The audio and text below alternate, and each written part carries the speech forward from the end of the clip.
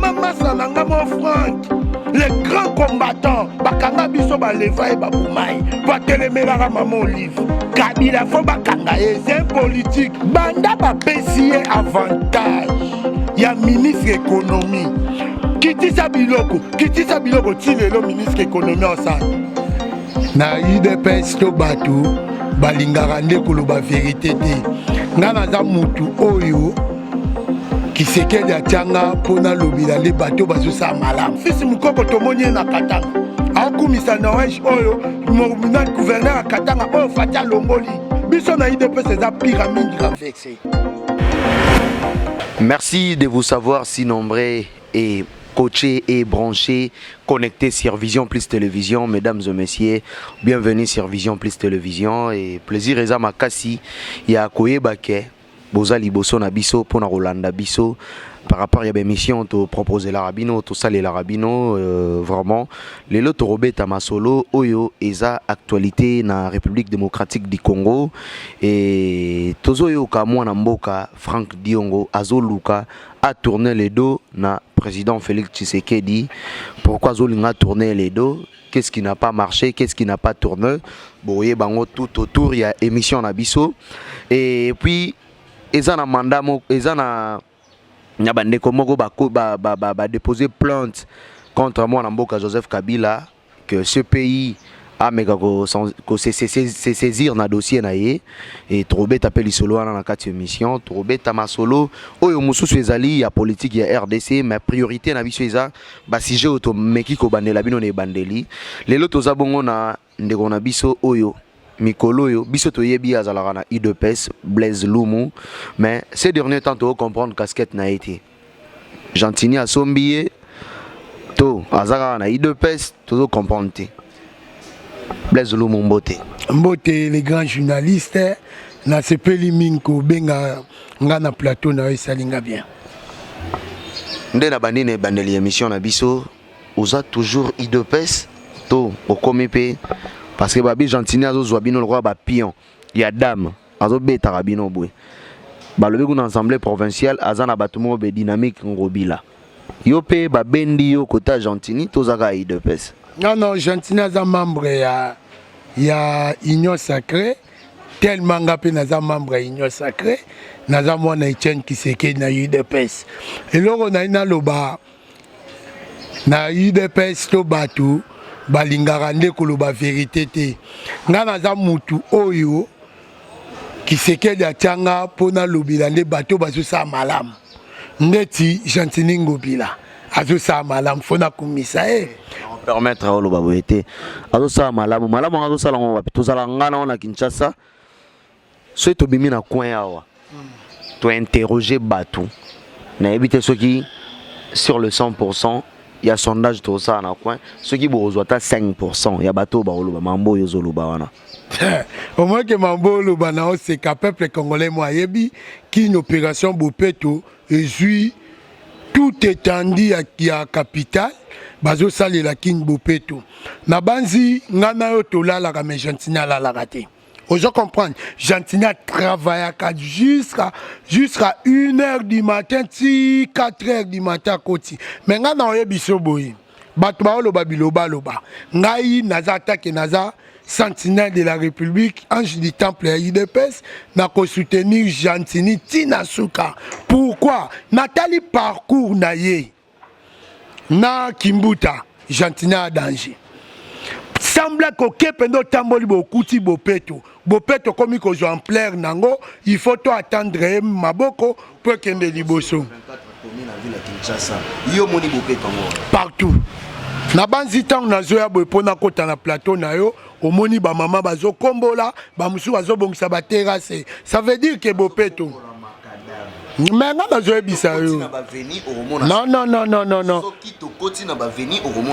le problème est que nous quand on le bazo kombola macadam na ba veni ezapé sensibilisation na opesa na peuple congolais kin bopeto zaka kin bopeto pour la gentilité kin bopeto zana congolais tout oaza na capitale nda osa kin bopeto liboso porte na ye ezate que kin bopeto bo sundolela ka Gentini to affaire à Gentini non bato bazotia tembe bazomona propriété o Gentini azosala par rapport à ba gouverneur nyonso yango moni ke bato batika koloba ke na komi mutu a Gentini nazo soutenir nde Gentini na malamu azosala IDPS ezo soutenir yete tomona Jean-Marc Kabund a telemelaki ameka kotalisa salite ndenge eza na ville ya Kinshasa. Jean-Marc Kabundo aza président AI ya IDPS yo za mwana IDPS mais ndenge nini o soutenir otamboli na contradiction na mutu azokamba bino na IDPS mutu azokamba biso ye moko comprendre alobi aza na deux fonctions vice-président parlement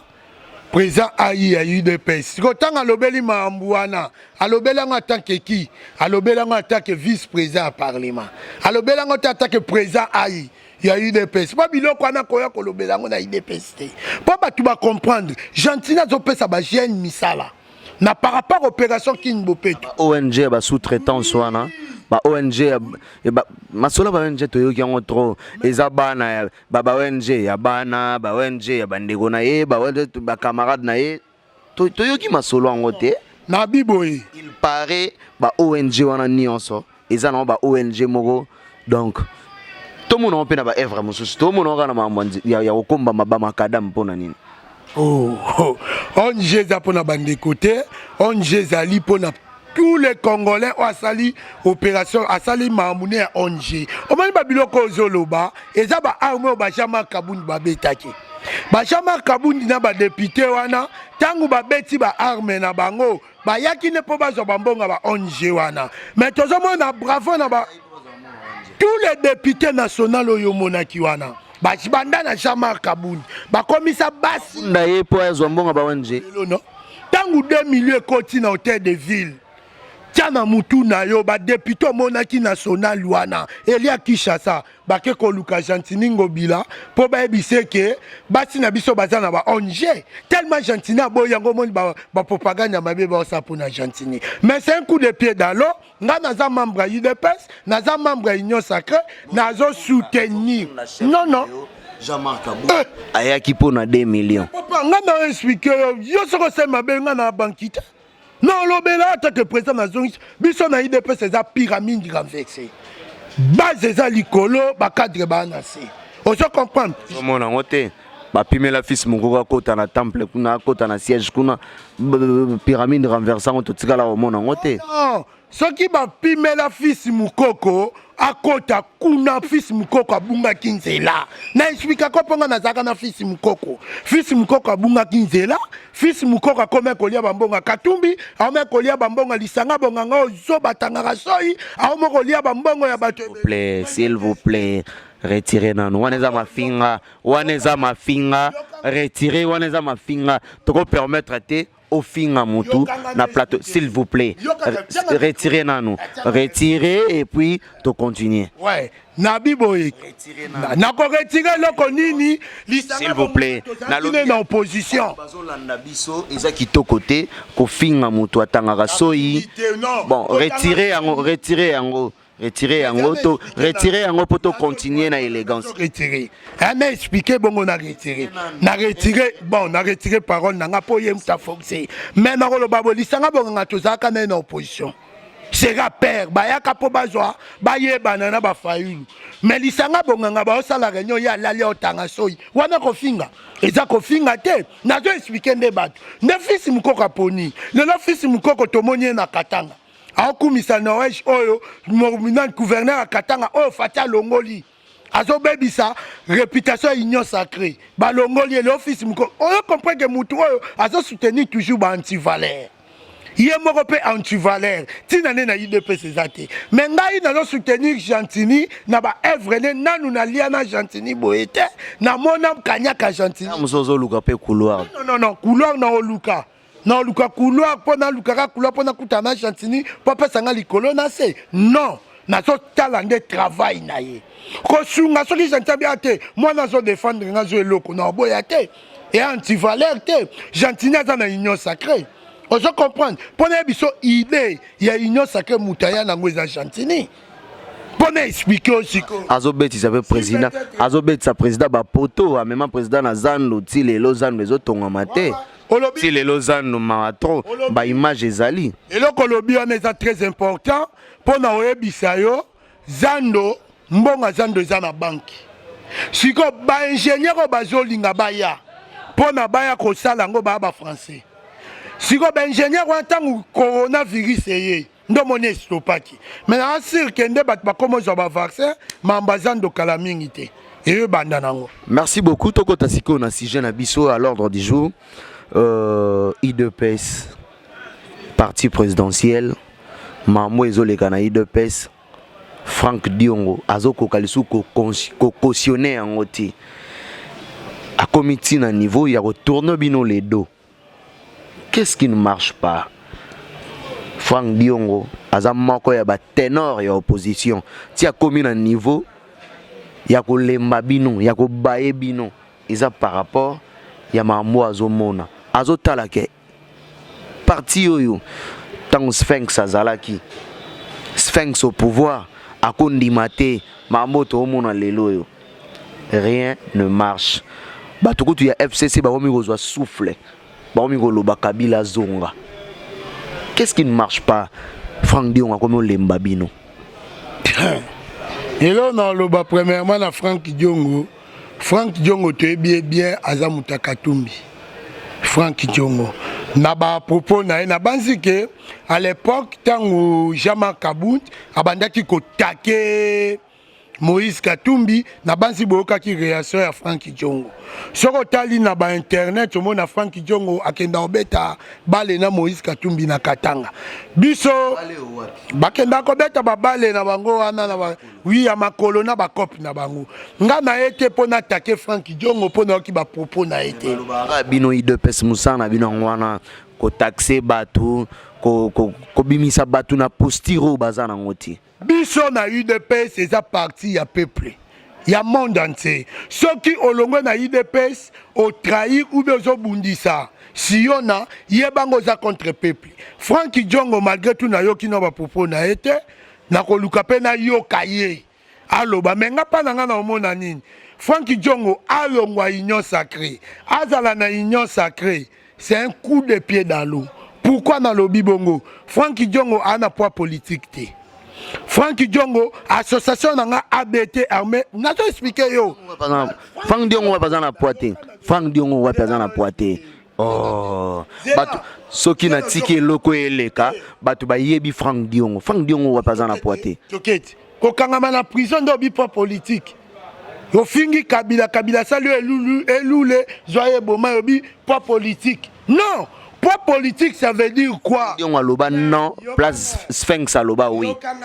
Sphinx na souka a traité ina Kabila, mais Franck Diongo a boyaka. Mais yo l'oba na atikala toujours ferme. Atikala jamais ondimé la Kabila. C'est là ce qu'on a expliqué. Tout ça la politique, tout tika ba ranking politique, tout tika ba haine politique. Pourquoi na lobby bongo? Franck Diongo banda Kabila beke le coutou. Franck Diongo a ina Kabila jusqu'à la mort. On se comprend. Mais dans ce pays, un étranger Fayoulou m'a dit Martin. N'a remercié. Malgré tout ça, Sénégalais, Camerounais. N'a remercié pourquoi? Aloba qui est na Kabila, Kolinga Kabila, mais à Kena Kingaka, Tinazana ba preuve. Oh non, on ça yo. Sabiso. Monsieur, tu as mission. Tu as eu chango pe awat. Naza téléphone en teme na pesa yo tong ba monter. Bon le kisango okomona que musique bazolanda biso bazana besoin ba mona mambo yozo. Eza la photo, eza la vidéo. Non. C'est photo tanga kindo pesa bakangi ba photo. Montage les gars mingi na mboko yo. Montage ngana batie montage maman ngana Kabila batie bazaki na musique. Le même dimanche, le même mercredi basali. Et là on a un loba na OK pour na Franck Diongo. Pour na Kaboun to mona vidéo hein. On a Fayoulou to mona. Bosiko pour na Fayoulou yo lingoela so photo. Wana c'est que wana eza montage. Hein? Ngana ebiso pona mamba Franck Diongo abete na ngeleki ya ye na bato kozala na poids politique kozala kwa ba vie na nga puisse mabile azana 5 quelques députés yo Franck Diongo za combien de députés on se comprend ko poids politique le kwa ba vie na nga Franck Diongo apesa ki mot d'ordre ndenge Félix ndenge Sphinx Etienne Tshisekedi apesa mot d'ordre na 2006 baoleka te na mambo ya élection. Franck Diongo pas pesa ki yango cette fois-ci aboyaki na élection batu na se représenter yo lukele po na ministre ndeni muto aboyaki mambo wana na banzi na expliquer poids politique. Les grands journalistes hollandais poids politique n'a expliqué le quoi va venir nanga Jean-Pierre Mbemba, le quoi va venir nanga Vieux Puisse Mabilou, le quoi va venir nanga Gentiningo Bila, bazana ba poids politique. Il a un poids politique pour yo poids politique au justifier ngona na ba représentativité. Poids politique nini yazana ngo. On a expliqué Kolongwa PPRD Koufi. Gentini Kolongwa, alongwa na PPRD Koufi. Na lobby, s'il vous plaît. Gentini tang alongwa PPRD. Alongwa PPRD na moment nini? Alongwa PPRD. Azala Eli na ville Kinshasa PPRD. Nelson Mukolo Gentini alongwa PPRD. Mukolo président de la République anomaki ba 3 juges. Mukolo Gentini alongwa ki. Maintenant biso parti politique au Gentini sali. Ezana batu koleka Franck Diongo. Sombi bango. Non, ezana batu koleka. Yo ba mai mukeba inenga loba te. Gentini asomba batu na yo ba dynamique ngobila. Asomba ba député oyo ezala basala una ba réunion, il paraît basala na ba réunion. Loba mambuya Franck Diongo tolo ba mamba maki mukeba ite. Awa tozana nganda ya noate. Tonganda ya genete oto fanda to mela izande mamba politique mukeba ya monyango tozalo kwa na centre moya nganda diamba ya bagene non le problème tozana lo ba mambu ya Franck Diongo za conseil ndé na zo pese na zo talisa ye soka longwe union sacrée eloko moko ko changer na union sacrée zate po biso na UDPS nde tozui pouvoir na biso tozui eza timu kolo yeso akozonga Timu kolo yeso akozonga ndeto kosala remise et reprise en Jésus-Christ. Soko yo bisanga. Franck Diongo son ko violer constitution fata za demanda o eza transition. O ya travailler za transition ngam na lobango te. Pour les États-Unis. O eza transition. Mais ngam zo confirmer. Mais aux États-Unis on a Biden to nani Biden to lo bango Donald Trump to lo bango soki bato ba yebi ba contredire nga na oyebi so boy peuple congolais pe ti to comme en 2022 ba lo bako eza transition botika mona bato asala mona Kisekedi to banda mandat vrai mandat Etienne ya Kisekedi on comprendre on comprendre yango ba baye te na tikolo ba nga yo comprendre ka eloma yo ba bayer ba boya na bango ba luba ba futela na banda una bango po mu luba so futela na una sali soki 2 ans 3 ans 5 ans a comme ça lupango ya ye bino bongo comme ça Congo ya bino na bien Congo eza UDPS pourquoi na lobby bongo tous les Congolais yebi parti à UDPS azalaka na lobby to ça la remise et reprise o eza transition le vrai mandat ya docteur Etia ya Félix Tshilombo Siona ezo banda na 2023 pourquoi na lo babongo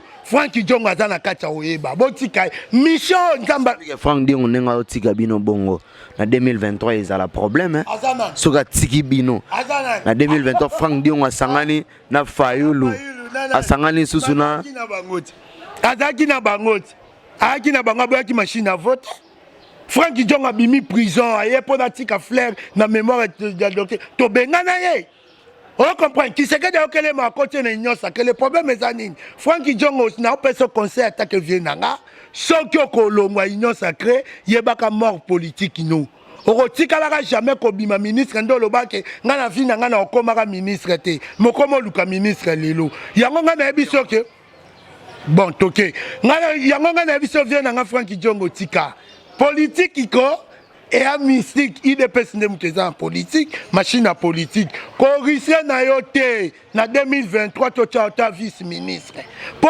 bouli ya docteur Etienne Kisekedi ezande yangwana on comprendre baba tu le quoi ba Franck Diongo soki ba longwe lelo union sacrée et rozala coup de pied dans l'eau et les en effet mon côté pour ngai na leki na population soko tchetembe yoka kala mingi te na zo kita descente na mamni ngo faire consommer bateau Blaise toebani mamni ngo faire consommer bateau yo les gars Franck Diongo na politique na poids politique o leki neni non tu expliquer bien tu expliquais bien na population ngana leki Franky Djongo ya mbongo te yoka oza premier invité na ngana bengisi yo na opesa yo date na okita na Petro Congo inauguration ya ABT na Petro Congo au moins na bateau ngana ça na pesa ta $5 te Franky Djongo soka lobi ata lelo pesa meeting na Sainte-Thérèse a pesa ba $10 ba nini ozo comprendre ana po politique te kombo ndeki Franky Djongo kanga photo na docteur Etienne Tshisekedi salama yangwana bango tu bando Hollande ceux qui se quedent à lobby non non yé pas yé non non c'est ça tant aloba non na suka tu sais que ndimagi nan andimini tant bokena Genval ya aloba non abani non quand Diongo aloba non na Genval Diongo a auto changer a changer makanisi na ye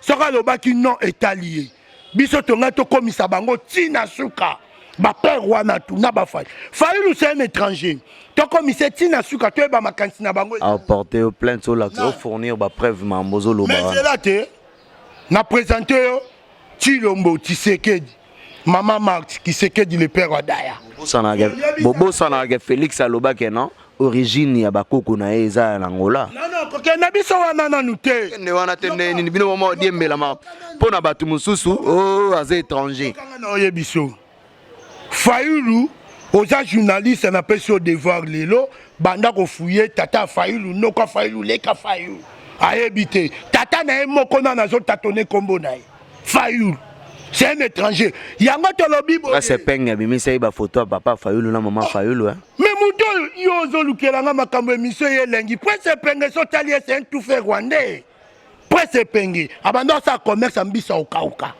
ayero somba na mbanda ka keteka na Rwanda nana yebi mamba presse penga te ozo comprendre eloko na olinga na biso bato tu yo tanga ba Daniel Saf c'est père et de mère congolais Presse Penge c'est un congolais te Ozu Fayulu c'est un congolais te yango moni ba kanga na musique ozo comprendre mais nga na yebiso boy batu wana vi na bango etikalaka bongo congolité to fandi sango tango banda ilamuka fang dionga za congolais Tango bandai la muka na ba Félix nyonso na kati tango bandai la muka azalai congolais lelo akomi expliquer la muka babanda ba Félix te kono ba bien muta na idéologie combat la muka si peut-être we ba te za Félix pona ebiso me ba appliquer ki angote poni na moment wana Frank Diongo azai congolais lelo yo s'il vous plaît na moment wana azai congolais lelo azai congolais mutete la amboshila nane Franky Djongo mais Fayulu na moment wana azai congolais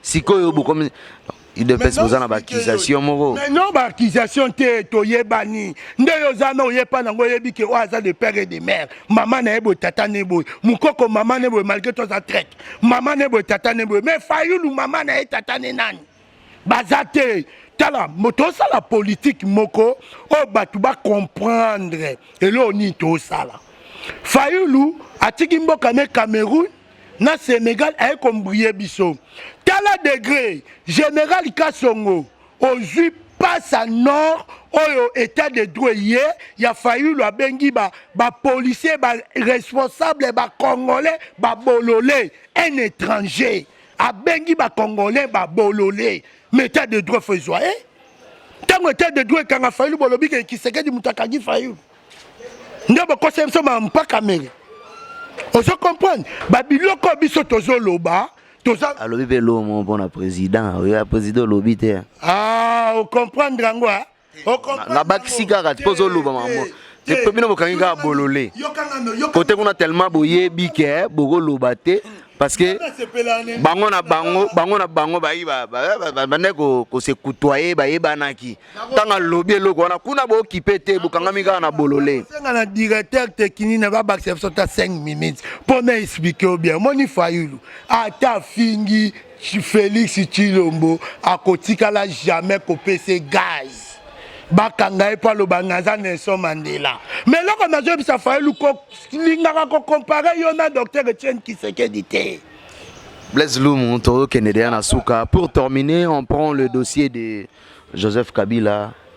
Il y a un strictement fondé ils ont accusé donc il faut qu'il ressemble à ces pays lecture ni non ça là par rapport il y a accusation Oui, accusation n'est pas bien réussi et koti pena na mitu ba congolais mukolo barokangela biso Kabila et la fête.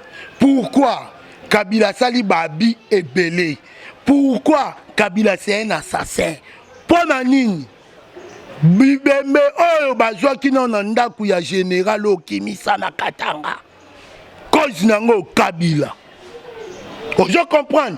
Yango nazo kama biso il est petit tozana ba preuve o ba ko ziksa biso na permanence. Chance au bien au bino moko. Et ça la bino pas cité.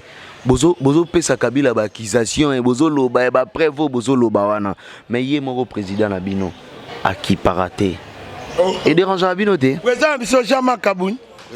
Président ou abima na parti na bino Félix Tshisekedi Tshilombo. Ah mokonzambo. Ouais, qui paraté? Non. Ba Kaboun pe ba qui paraté. Yokanga. Président Sio na Fati Beton a écossé la chasse na société. Il faut comprendre Rango. Yaza makambo ko bongisa libulo Kabila Timbola pendant 18 ans.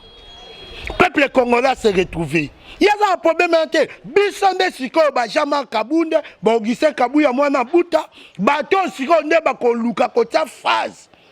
Na Kabila mandefu. Et là on est besoin accuser Kabila pour qu'il ne samba na ces pays. Si on peut parler de ça, nini o bomoni bo fundel soubassement nini bozana ngo. OK, 1. Abotola biso bo jeunesse na biso. Biso ba jeune. 2.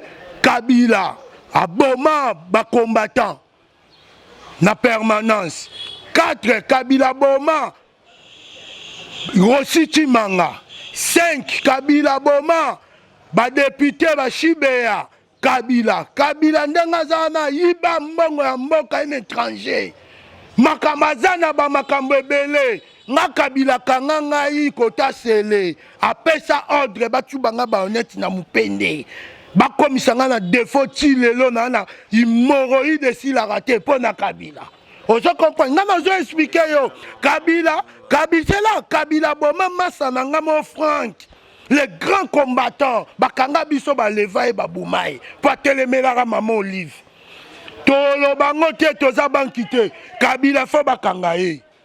Kabila fo bakanga ye. C'est un politique. Omona ni oso lo ba wana bozana ba preuve nango. Omoni na minute oyo, état de droit ndenge yo omoni ba juge oyo Kiseke dati.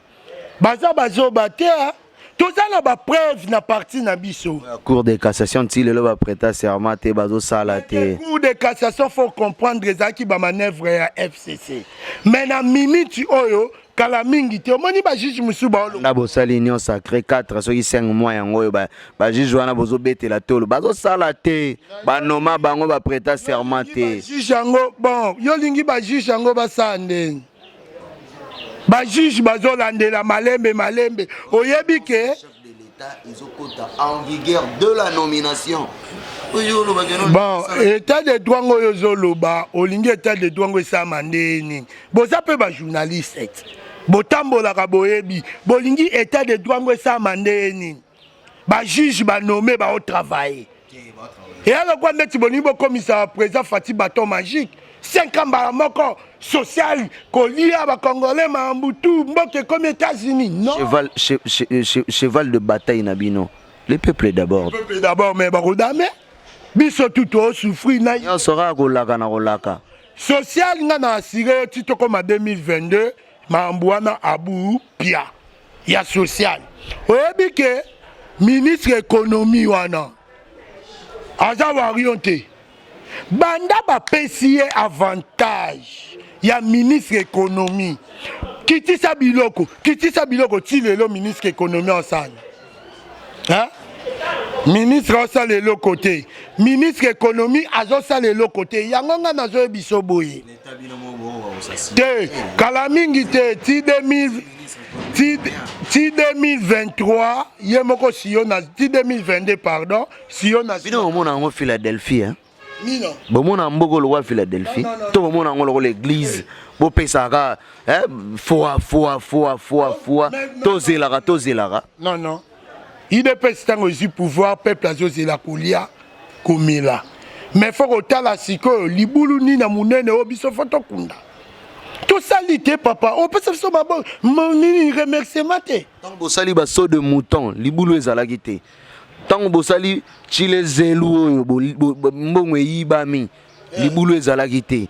Tant que 100 jours esalemi, o mbongo na ngwezo yebana te ti lelo, libulu ezalaki te. Lelo ne bomonaka libulu. Mais libulu pendant 18 ans. Oh, Fatiazo Kunda. Bongo ebimi na 100 jours. Chile zelu. Babongo ane ebimi so de mouton. Bon, population va se retrouver dans Ouattana sur le plan social. Nabi, Fatia Zobongisa Banzela, yo bien, Siona, Azobongisa Banzela pour social et quota. Comme Banzela, ma province, yo tambolate, Kenya na Congo central. Kenya na Congo central, au monde après ces autres ngama. Kenya na province au monde. Papa, le problème est à topé ça, Siona chance. Tout ce qui a travaillé pour na bien, il y a peuple congolais pour na ventre d'abord. On m'a dit tout au bunda na IDPS. Mais tout zela, si on a démarré machine politique pour biso tout se retrouver. Toko kongolais la tête de mukoko bungi zela, nga pena bunga zela non, nga fona zalaka toujours boy. Nous avons un problème personnel là mukoko. Amis internautes de partout à travers le monde. Toko moko manasuka émission na biso. Ceux qui bolanda émission na banda kunabino. Merci à Madame Bella Dinganga. Merci à notre cordon trésor Walukonka que je salue d'ailleurs. Merci aussi à mon vieux mémoire Bouefo, soif de servir les autres, Kokabeze éducation.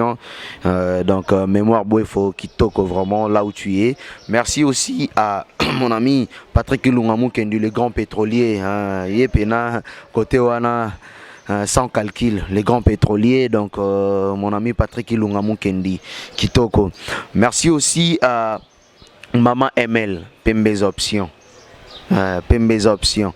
Namulili ce qui a bimi angenga kaka. Maman Emel, je te salue. Merci aussi à Tideline Kalonda, que je salue, petite soeur propre. Merci à mon bébé Triomphe, bébé à papa, je te salue. Merci à Madame Clarisse Calo. Madame Clarisse Calo, ma femme que j'aime beaucoup, merci à toi. Merci à Batunio Sobalandarabiso à travers Conseil Nabino. Et sans oublier quelqu'un qui me conseille beaucoup, quelqu'un qui aime nos émissions, et c'est Didier, mon vieux Didier, je te salue. Didier, bon, le nom viendra tout autour de l'émission. Et Blaise Lumbo, comme il a souka, tu vas retenir nini na passage na na émission na biso. Oui, tu vas retenir quand Kenga na soutenir Chantini, l'Union Sacrée Mobimba, tu vas retenir Yangwana, Peloko na Olingana Loba, na remercier Viens Nangaï, le grand pasteur de Niles, Ndenga Lobi Mamba ko délivrer. Wana penda na PC appui à délivrer fils Mukoko poisson ndenga salaki. À part ça, nabi peuple congolais batubo zela makamba malam, makamba malunga o peuple congolais bazo zela social. Biso tout o peto bunda tozo zelango.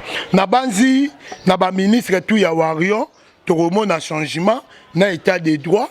Oh, ezotambola na mboka malgré tout bazo kotanchuma métal de droit banda pas fayulu nandenga fingi ba policier ba bololé ba responsable na pesi merci ming na ba fan merci ming na ba cordon tout ya ABT oh nga nazo diriger na pesi bango merci ming.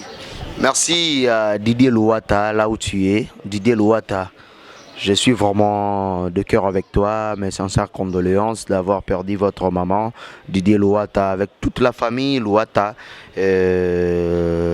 Bazana Matanga va perdre bon maman na bango, donc nous sommes de cœur avec vous. J'espère bien donc que le funérail va se terminer. On sera toujours en contact avec toi, Didier Louata. Nos sincères condoléances à toi. Yo betara lisolo abete wana ya fils mukoko abete zara ya fils mukoko kabuna kabuya basala ke boge nego iba abete ba peso une minute mais kokotsa mambote kabuya na kabundi bazaba innocent pamba dilelo yo IDPS to mona baki basa ba vena biso bambwakem ba vena biso ki seke badaya ndenge mope na abete tanga na bike to tiango abete ya yetota état-major politique ABT Zabornanga. Solo temps on va mettre les sols 13 parlementaires. C'est ba mémé on a nenga ABT.